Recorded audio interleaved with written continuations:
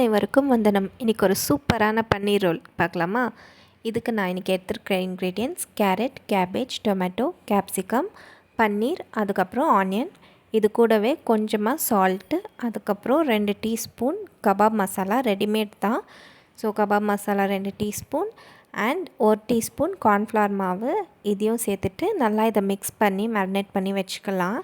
அது கொஞ்சம் நேரம் ஊறட்டும்.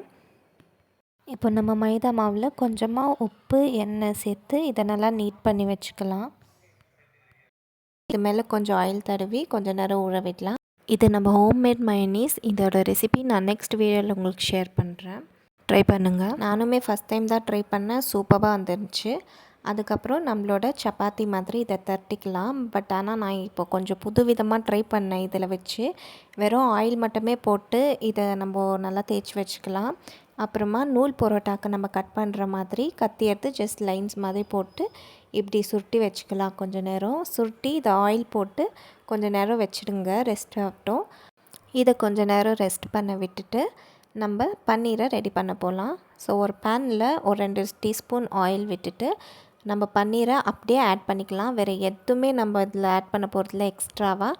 உங்களுக்கு வேணும்னா சாஸஸ் எதுனா ஆட் பண்ணிக்கலாம். பட் நான் எதுவுமே ஆட் பண்ணல.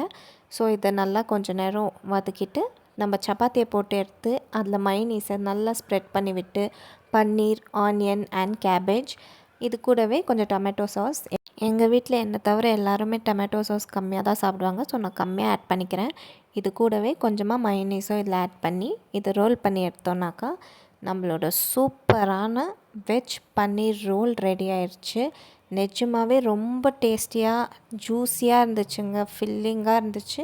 ஒரு ரோல் சாப்பிட்டாலே எனக்கு வந்துட்டு நைட்டு டின்னரே சாப்பிட முடியல, அந்த அளவுக்கு ஃபில்லிங்காக இருந்துச்சு. ஸோ கண்டிப்பாக எல்லோரும் ட்ரை பண்ணி பாருங்கள்.